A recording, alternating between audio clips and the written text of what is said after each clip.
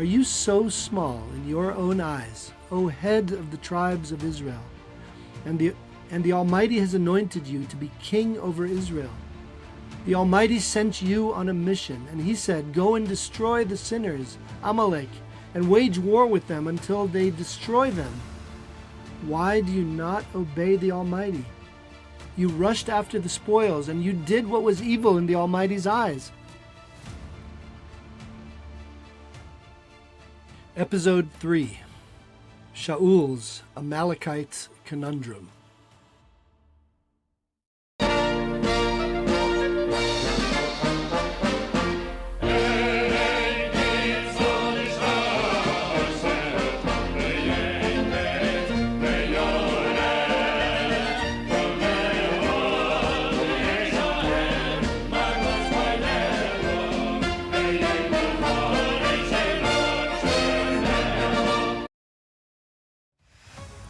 In the last episode of the Kings of Israel, we witnessed the first of King Shaul's wars, taking place immediately after the beginning of the king's rule.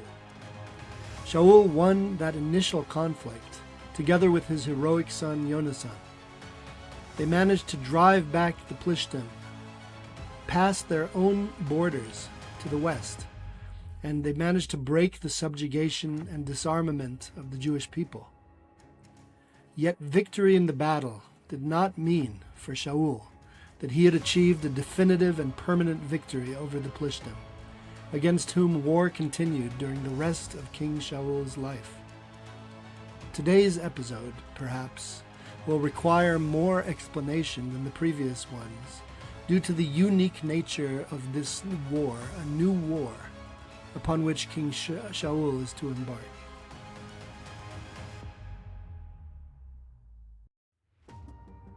The prophet Shmuel announces to Shaul, Ko amar Hashem tzavakos, pakadati es asher asa Amalek liYisrael, asher sam loi baderech, ba'alaso mimitzrayim.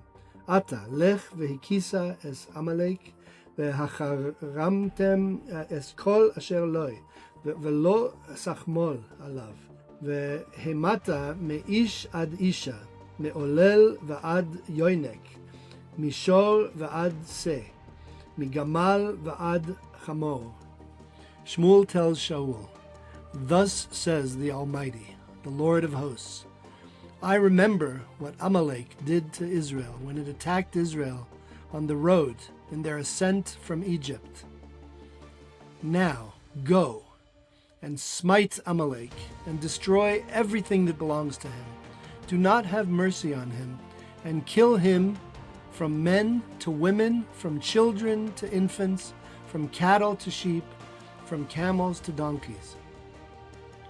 The prophet Shmuel is very emphatic and detailed about what needs to be done. Destroy the Amalekites, from men to women, from children to infants, and even their livestock. This instruction seems shocking in its breadth and in its content.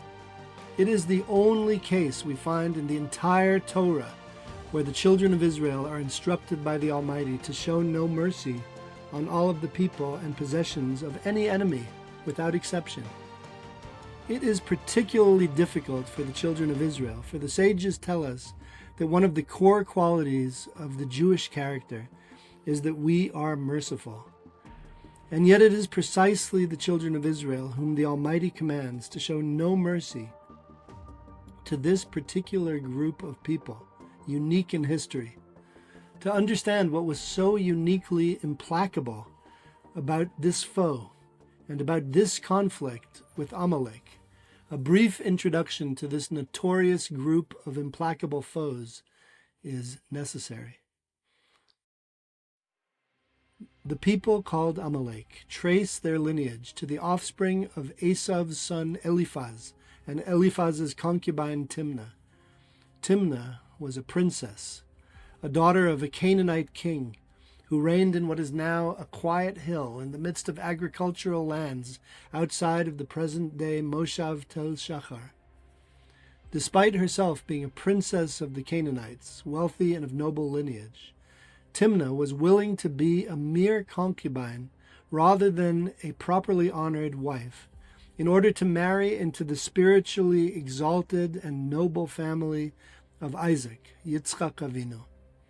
Unfortunately, Timnah picked the wrong branch of the family, and the child, the offspring to whom she gave birth, was to be the forefather of the ultimate enemies of the divine project, the scourge of holiness. Amalek's offspring, the Amalekites, often collectively referred to in the singular as Amalek, who resided in the land of Israel at that time, did not act as other nations did. They attacked the children of Israel in the wilderness before they came into the land, entirely unprovoked. In doing so, in cynical and cowardly fashion, the Amalekites deliberately chose the weakest stragglers of the Jewish people on their voyage through the wilderness. The Amalekites had none of the usual reasons that countries or peoples attack others. They were not being threatened. They had no historical conflict with the children of Israel. They had no border at that time with the Israelites. Yet they attacked, at a time when the parting of the Red Sea had literally and figuratively led to the waters of the entire world parting as one, as the Almighty created a new spiritual entity and a new spiritual reality in which the Jewish people were to play a central role with the receiving of the Torah at Mount Sinai, and indeed, which they play until this very day. The reasons the Amalekites chose to attack at that time, and subsequently, are neither logical nor easily understood, any more than it was logical for many of the implacable foes of the Jews to attack them over the millennia. Yet the very lack of logic points to a deeper spiritual root of this animosity, of this hatred of the children of Israel. The sages explain that the reason for the Amalekite implacability, their great hatred, the greatest of all historically, is to be found in the very covenant between the Almighty and the Jewish people itself. From the Jewish covenantal point of view, the Amalekites can be likened to a cudgel wielded by the divine force. To understand this concept, the sages developed the metaphor in an ancient text called the Mechilta. The parable is that of a father who carries his small son a long distance on his shoulders, providing him food and drink as he rides across the weary miles and hundreds of miles. Without his father, the small boy would be incapable of traversing the vast and difficult distances. But carried on his father's shoulders, the small son rides in comfort and security. Nonetheless, the boy soon forgets about his father who is carrying him, and he begins to take him and all that he has been doing for him for granted. He says from his perch on his father's shoulders, from which he does not have a view of his father's face, "Where is my father? Where is my father?" thinks his father, who has been bearing the load of his son, carrying him all this way. I will teach him where his father is. And so, to teach him a lesson, the father slings him to the ground, where in the woods in which they find themselves, a stray dog attacks him. In panic, the boy calls to his father, "Father, help!" And his father picks him up again and saves him, for he loves him, and the two march on as before. But this time, at least for a while, the son remembers that it is his father who is carrying him, until after a while, the small child forgets again, and the process repeats itself. So too, the Jewish people, in their times of spiritual weakness, when they forget, when they doubt the existence of the Creator of the world, of the Almighty who has carried them eternally, when the Jews doubt the Almighty sends Amalek, a savage dog who attacks them, causing them to cry out for help to the Almighty himself. This indeed is what happened the first time Amalek appears in the Torah to attack the Jewish people on their trek from Egypt to the land of Israel. The Almighty had performed great miracles and mighty acts for the children of Israel in Egypt, the 10 plagues. And even more dramatic, the children of Israel's ability to emerge numerous and wealthy from the very country that had reduced the vast majority of them only a year before to abject slavery. Then the Almighty had performed a great miracle for them, parting the Sea of Reeds, and the children of Israel crossed the Sea of Reeds, as if through dry land.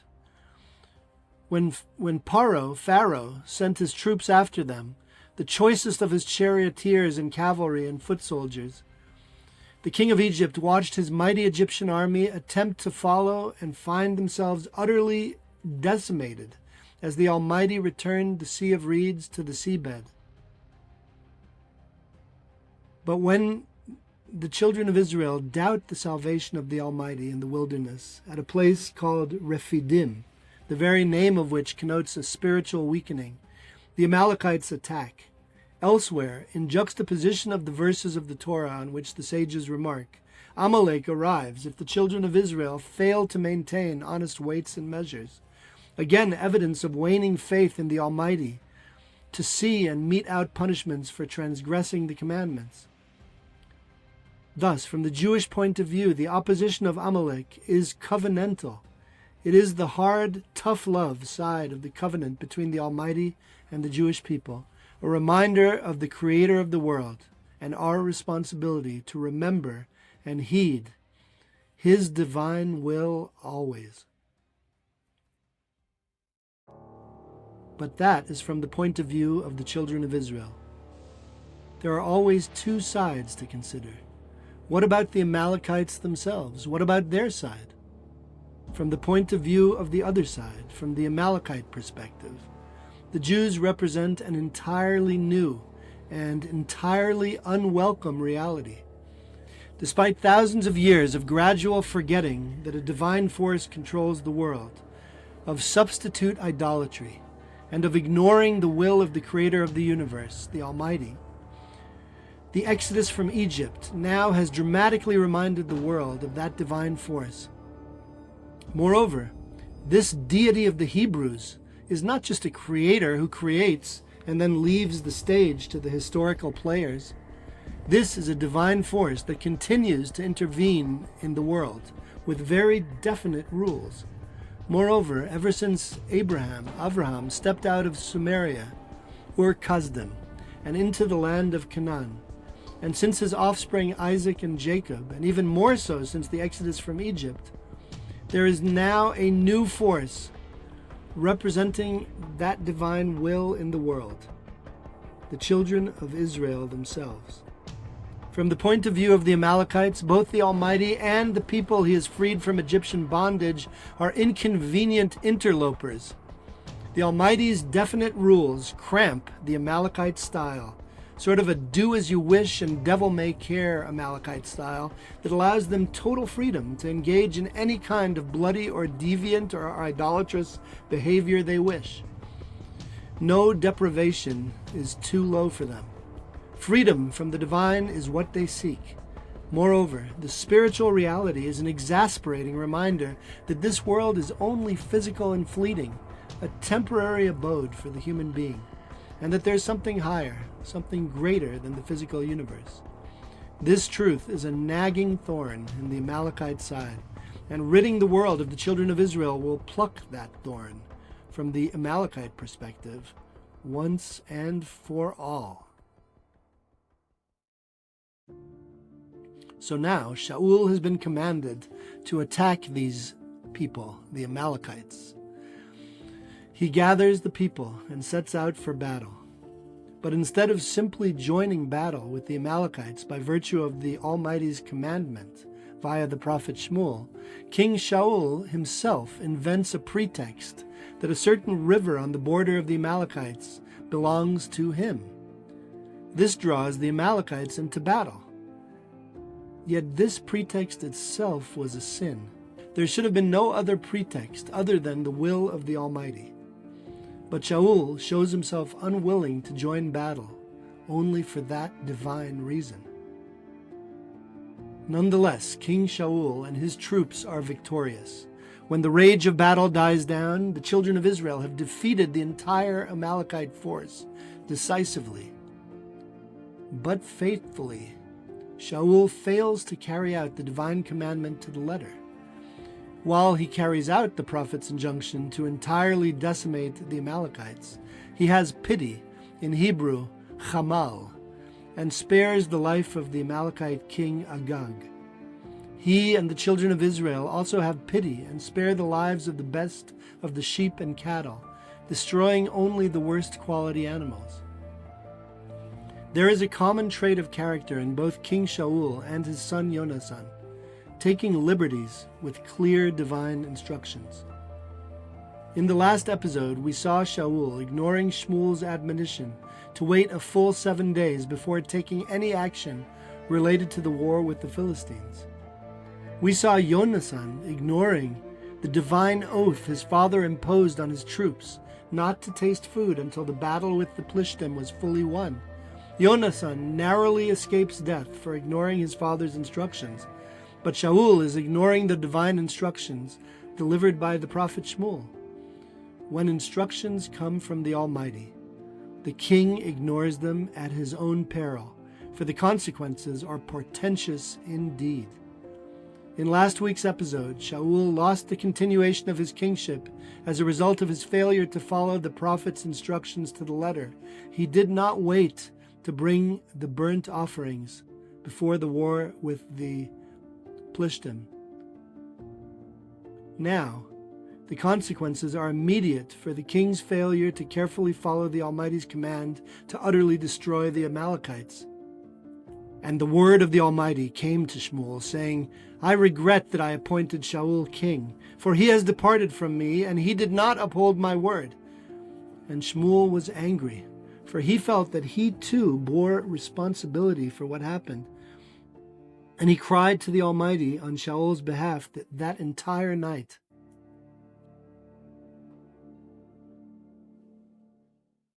Shmuel rose early in the morning to meet Shaul. It had been told to Shmuel, saying, Shaul came to the Carmel and is setting up a place for himself. He turned and descended to Gilgal. Shmuel came to Shaul, and Shaul said to him, Blessed be you to the Almighty. I have fulfilled the word of the Almighty. Shmuel said, And what is this sound of the sheep in my ears, and the sound of the cattle that I hear? Shaul said, They have brought them from the Amalekites, for the people had pity on the best of the sheep and cattle, in order to sacrifice them as offerings to the Almighty, your God, but the remainder we destroyed. Shmuel said to Shaul, Stay, and I will tell you what the Almighty told me last night. Shaul said to him, Speak. Shmuel said,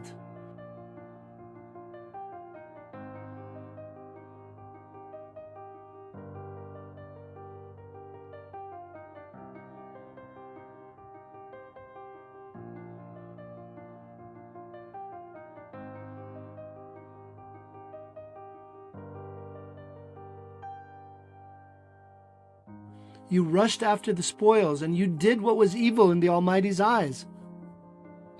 Shaul said to Shmuel, But I did obey the voice of the Almighty. I went on the mission which the Almighty sent me, and I brought Agag, king of Amalek, and I destroyed Amalek. The people took sheep and cattle from the spoils, the best of that which was to be destroyed, to sacrifice to the Almighty, your God, in Gilgal. Shmuel said, Does the Almighty desire in burnt animal offerings and feast offerings? Or does he desire obedience to the voice of the Almighty? Obeying is better than a choice offering. To heed him is better than the fat of rams. For defiance is like the sin of sorcery, and stubbornness is like the sin of idolatry. Because you have rejected the word of the Almighty, he has rejected you from being king. Just as idolatry recognizes a different authority than the Almighty, so too does failing to obey his commandments. For this failure implies that there is a higher authority than the Almighty's, whatever that authority may be, whether the will of the individual or the will of some other force. Shaul said to Shmuel, I have sinned, for I have transgressed the word of the Almighty and your word. For I feared the people, and I yielded to their demands. Shaul's admission may seem like a frank and honest admission of guilt, and thus there may appear to be repentance on his part.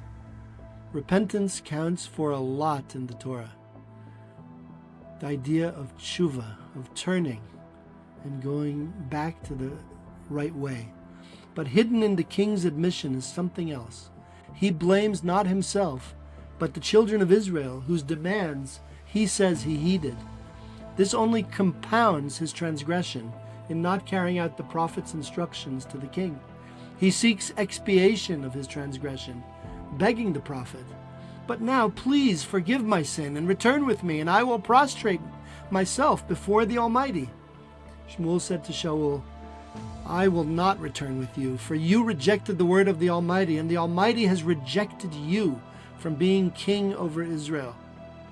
Shmuel turned to go, and he, Shaul, grabbed the corner of Shmuel's robe and it tore. Shmuel said to him, "The Almighty has torn the kingship of Israel from you this day, and has given it to your fellow who is better than you. But the Eternal One of Israel neither lies nor relents, for he is not a human that he should relent." So finally, Shaul admits, without any excuses, that he has transgressed. Shaul says, "I have sinned. Please honor me now before the elders of my people and Israel. Return with me, and I will prostrate myself to the Almighty, your God." Shmuel returned after Shaul, and Shaul prostrated him before the Almighty. Shmuel said, "Bring me Agag, king of Amalek." Agag went to him bound. Agag said, "Indeed, the bitterness of death has been removed." Shmuel said, "As your sword has bereaved women of their children, so shall your mother be bereaved among women." Shmuel cut Agag down before the Almighty in Gilgal.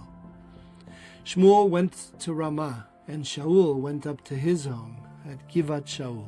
Shmuel never saw Shaul again until the day of his death, for Shmuel mourned over Shaul. The Almighty regretted that he had made Shaul king over Israel. Until now, this has been the simple meaning, the pshat in Hebrew, of King Shaul's war with Amalek and his fall from the Almighty's favor.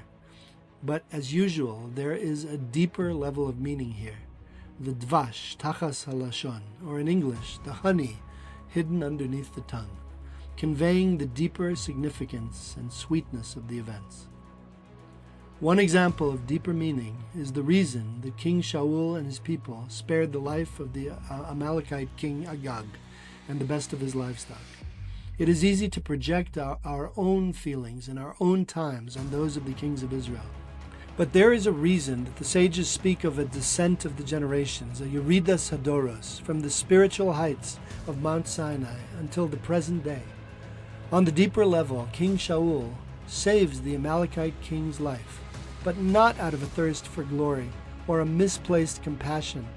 Rather, Shaul imagines or wonders whether, like King Agag's forefather Esav, the grandfather of the original Amalek, where Esav's head fell into the cave of the patriarchs in Kiryat Arba in Hebron, Maras HaMachpelah, Shaul wonders whether there is a part of the head of the Amalekites that can be brought up to the heights of holiness, just as the head of Esav, which contained within it such holiness when properly applied, could be buried with the patriarchs Abraham, Isaac, and Jacob.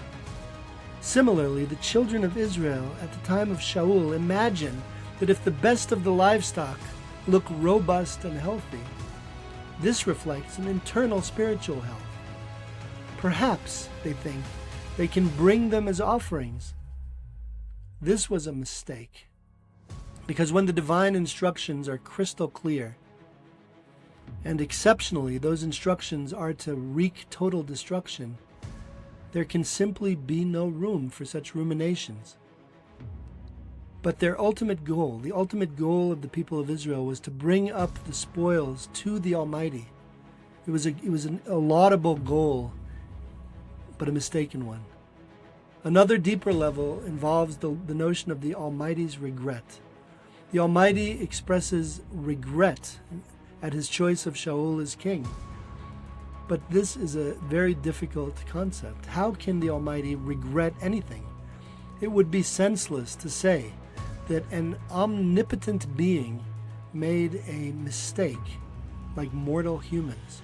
The Almighty is above time and sees from the beginning of creation until the end, for He Himself is the creator of time itself.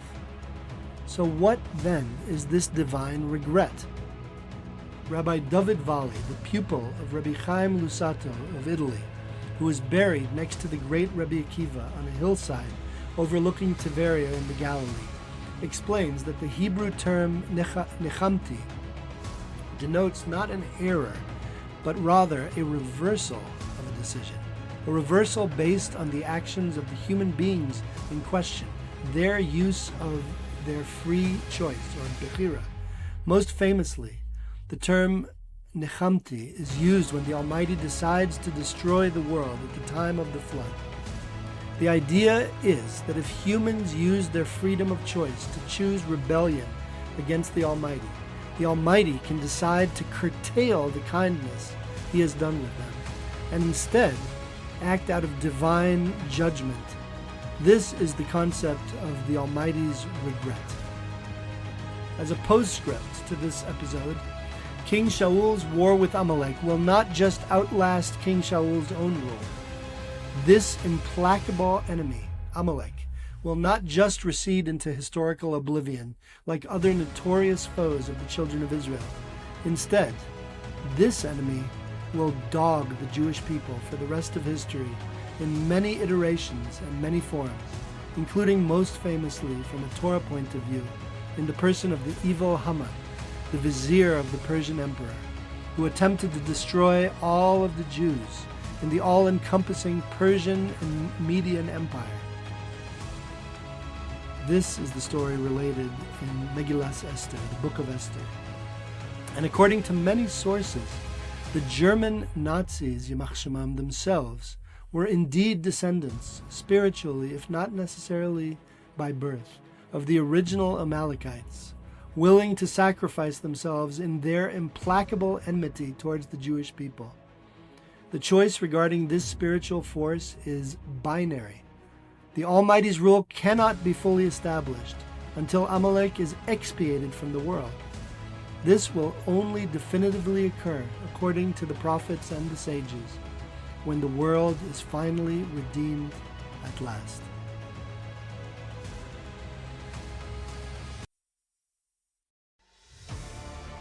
In the next episode of The Kings of Israel, we meet a young shepherd named David.